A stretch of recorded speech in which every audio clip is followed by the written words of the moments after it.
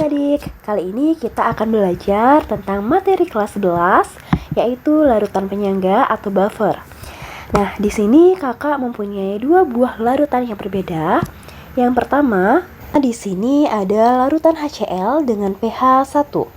Dan yang kedua, di sini ada larutan atau campuran ya, campuran CH3COH dengan CH3CONa, pH-nya yaitu 5. Nah, ketika larutan yang pertama ini kakak tambahkan dengan 100 ml air, maka apakah larutan HCl ini pH-nya akan tetap atau berubah? pH-nya akan berubah ya. Kenapa? Ini disebut juga dengan pengenceran. Ketika suatu larutan ditambahkan air, maka konsentrasi, karena ini HCl ya, konsentrasi H+ di larutan ini akan berkurang. Sehingga ketika konsentrasi H+-nya berkurang, maka pastinya pH-nya ikut berubah ya. Jika larutan yang kedua ini kita tambahkan dengan 100 ml air. Oke, larutan yang kedua ini kita tambahkan dengan 100 ml air. Apakah pH-nya akan berubah kira-kira? Nah, ternyata ketika larutan CH3COH dan CH3CONa ini dengan pH 5, ketika ditambahkan air, yaitu 100 ml air ya, pH-nya tetap. Nah, kira-kira kenapa nih pH-nya bisa tetap atau tidak berubah? Inilah disebut dengan larutan penyangga. Nah, sehingga bisa kita simpulkan ya adik-adik, bahwasanya larutan penyangga adalah larutan yang dapat mempertahankan pH jika ditambah sedikit asam, basa, ataupun diencerkan. Nah, selain itu nih adik-adik, ternyata di dalam tubuh kita terdapat larutan penyangga juga loh. Yang pertama ada penyangga karbonat dalam darah. Komponennya yaitu ada HCO3- dan H2CO3. Yang kedua ada penyangga fosfat dalam cairan intrasel, yang komponennya terdiri dari H2PO4- dan HPO4-2-. Nah, kira-kira apa nih buktinya bahwasanya di tubuh kita terdapat larutan penyangga? Oke, misalkan gini adik-adik. Kita ketahui bahwasanya di dalam tubuh kita pasti terjadi reaksi kimia, bukan? Dan di dalam reaksi kimia itu pastinya melibatkan suatu enzim atau katalisnya. Misalkan kita makan atau minum yang bersifat asam, contohnya es jeruk, atau ketika kalian makan bakso, kalian menuangkan asam cuka. Nah, setelah kalian makan itu, apakah kalian merasa perubahan yang signifikan di dalam tubuh kalian? Atau tubuh kalian menjadi asam setelah makan atau minum makanan itu? Tidak ya, karena di dalam tubuh kita terdapat larutan penyangga yang dapat mempertahankan pH di dalam tubuh kita. Sehingga setelah kita makan atau minum yang bersifat asam, maka tidak terjadi perubahan yang signifikan di dalam tubuh kita. Oke, biar kalian lebih paham, kakak akan memberikan salah satu contoh. Oke, ini dia contohnya. Perhatikan data uji pH beberapa larutan. Di sini ada 4 larutan ya, larutan pertama, kedua, ketiga, dan keempat.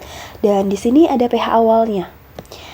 Nah, nanti dari pH awal ini ketika ditambah sedikit asam maupun basa, terjadi beberapa perubahan. Pertanyaannya, berdasarkan data di atas yang merupakan larutan penyangga adalah, oke, kita cek satu-satu. Dan kalian mesti ingat, apa sih larutan penyangga? Kakak ulangi ya, larutan penyangga adalah larutan yang dapat mempertahankan pH jika ditambah sedikit asam, basa, maupun diencerkan. Berarti nanti pH-nya tidak berubah signifikan artinya ya. Di sini larutan yang pertama dengan pH awalnya yaitu 4,0 atau 4. Nah, ketika ditambah sedikit asam, pH-nya turun menjadi 1. Dan ketika ditambah sedikit basa, pH-nya naik menjadi 5. Kira-kira larutan pertama perubahannya gimana nih? Signifikan atau enggak? Iya, perubahannya sangatlah besar ya atau signifikan. Otomatis, larutan yang pertama bukan larutan penyangga. Kita cek yang nomor 2. pH awalnya yaitu 3. Ditambah sedikit asam, dia turun 2,9 menjadi 2,9.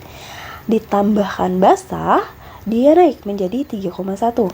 Nah, dari 3,0 ke 2,9, kira-kira perubahan pH-nya besar atau kecil? Ya, kecil ya, sekitar 0,1.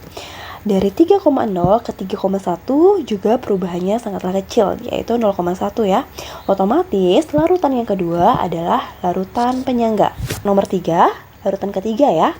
pH awalnya 5, ditambah sedikit asam menjadi 4,9, ditambah sedikit basa naik menjadi 5,1. Dari 5,0 ke 4,9, dia perubahannya sedikit. Dari 5,0 ke 5,1 dia perubahannya sedikit atau tidak signifikan ya. Otomatis nomor 3 adalah larutan penyangga. Yang keempat, pH awalnya adalah 10. Ketika ditambah asam 7,5, dia turun. Nah, ketika ditambah basa, dia naik menjadi 11,5. Dari 10,0 ke 7,5, perubahannya sangatlah besar ya. Otomatis ini bukanlah larutan penyangga. Jadi yang merupakan larutan penyangga adalah larutan nomor 2 dan juga larutan nomor 3. Oke adik-adik, kita lanjut ya ke jenis-jenis larutan penyangga. Nah, larutan penyangga itu sendiri dibagi menjadi 2. Yang pertama ada larutan penyangga asam, yang kedua yaitu larutan penyangga basa. Oke, kita bahas dari larutan penyangga asam. Larutan penyangga asam memiliki pH lebih kecil daripada 7 dan mengandung asam lemah, kita singkat dengan Al ya, dan juga garam. Di mana garam ini harus ada basa konjugasinya. Basa konjugasi dari asam lemahnya. Nah, perlu kalian ingat, asam lemah atau asam dan basa konjugasi itu unsur-unsurnya mirip ya. Bedanya hanya di jumlah hanya saja, yaitu selisihannya hanya 1. Dengan asam lebih banyak jumlahannya ya. Oke, kakak ambil contoh asam lemahnya yaitu HCN atau asam sianida, dan juga garamnya kakak ambil contoh yaitu KCN. Garamnya ini harus mengandung basa konjugasi dari asam lemahnya. Jika kalian bingung, boleh kalian ionisasikan. Di sini KCl kalau diionisasikan menjadi K+ dan juga Cn-. Oke, di sini sudah ada HCN. Di sini basa konjugasinya yaitu Cn-. Bisa kalian lihat unsur-unsurnya di sini mirip ya. Di sini ada Cn, di sini ada Cn. Yang beda hanya jumlahannya. Di sini asam pasti lebih banyak hanya. Nah, di sini HCN dan juga garamnya dari KCN sudah mengandung basa konjugasinya yaitu Cn- ya. Otomatis ini adalah contoh dari penyangga asam. Maka komponen larutan penyangga dari contoh ini yaitu HCN dan Cn-. Nah, yang kedua di sini ada larutan penyangga basa. Nah, di mana larutan ini memiliki pH lebih besar daripada 7 dan larutan ini harus mengandung basa lemah atau kita singkat dengan Bl dan juga garamnya. Dan garam ini harus mengandung atau ada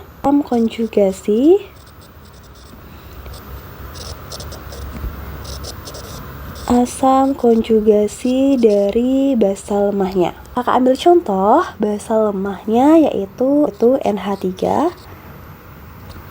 dan juga garamnya yaitu NH4Cl. Nah, dari campuran ini merupakan contoh dari penyangga basa. Kenapa? Karena pada garam NH4Cl ini mengandung asam konjugasi dari NH3 ya. Kita ionisasikan agar kalian melihat asam konjugasinya ya. NH4Cl berarti di sini ada NH4+ dan juga Cl-. Nah, sudah kelihatan di sini ya yang merupakan asam konjugasinya yaitu NH4+. Jadi basa lemah NH3 dan pada garamnya sudah mengandung asam konjugasinya yaitu NH4+. Oke, jadi komponen larutan penyangganya adalah NH3 dan juga NH4+. Kerja larutan penyangga. Nah, bagaimana sih larutan penyangga bisa mempertahankan pH-nya? Berikut akan kakak jelaskan ya. Yang pertama dari larutan penyangga asam. Untuk prinsip kerja larutan penyangga asam, kakak ambil contoh HCN dengan KCN. Ini adalah asam lemah dan ini adalah garamnya. Pertama, jika ditambah sedikit asam, maka ion H+ dari asam akan bereaksi dengan basa konjugasi. Nah, dari contoh, ini ada garam ya. Basa konjugasinya yaitu CN-. Hingga CN- bereaksi dengan ion H+ akan menghasilkan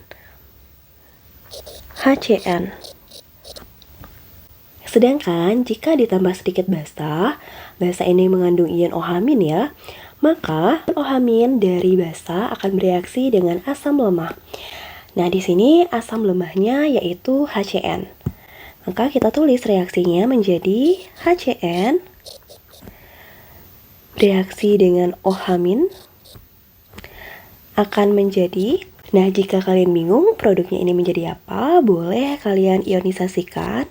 HCN di sini ada H+ dan juga CN-. Nah, karena bereaksi dengan OH-, muatannya min ya, pasti dia akan bereaksi dengan yang muatannya positif, otomatis bereaksi dengan H+. Berarti produknya apa? Produknya yaitu CN- ditambah dengan H+ bereaksi dengan OH- menjadi H2O.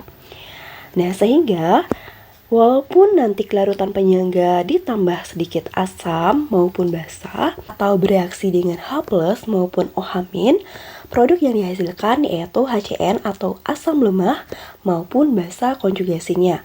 Sehingga pH dari larutan penyangga bisa terjaga. Nah, selanjutnya untuk prinsip kerja dari larutan penyangga basa, di sini kakak ambil contoh yaitu NH3 dan juga NH4Cl.